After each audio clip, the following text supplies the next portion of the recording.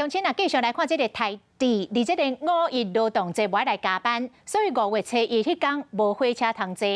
台铁今仔日来做演练这个火车完全停驶。啊，类火车的客运要安怎来载送旅客？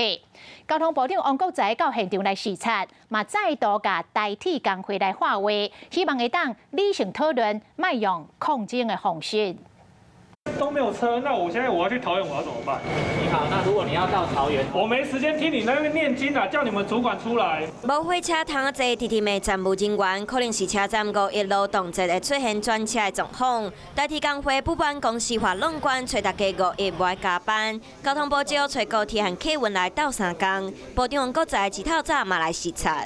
台铁转乘过来的旅客，所以运能上面应该是没有问题的。 台铁无卖区间，阁有对号座，目前阁有8000人要未退票，买好的伫1年内拢会当退。不过公路运输要安怎斗3工？除了西部以高铁为主，公路主要以类火车客运为主，分做10条路线，票价比较区间车。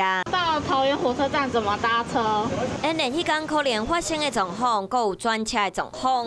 除了台北、高雄和花莲毛类火车演练，支持牌仔标示动线，互旅客了解专车的资讯。甲每一个环节拢做无好，毕竟若无熟，到时可能会出问题。5月1号当天，我会在我们台铁的沿线陪所有的同仁后天4月27号中午，在我们的这个专区里面公布所有的应变计划。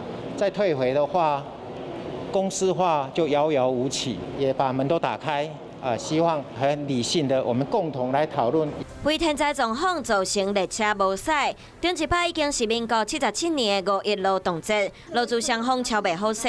虽然交通部已经有想出应变的方案来弥补，不过敢有法度落实动线规划，敢有可能会出现交通乱象，恐惊嘛要迄天才会知影。Hello， 大家好，我是品轩。想要跟我一起品味生活中的大小事吗？一定要赶快打开华视的 YouTube 频道，按赞、订阅，并且开启小铃铛哦。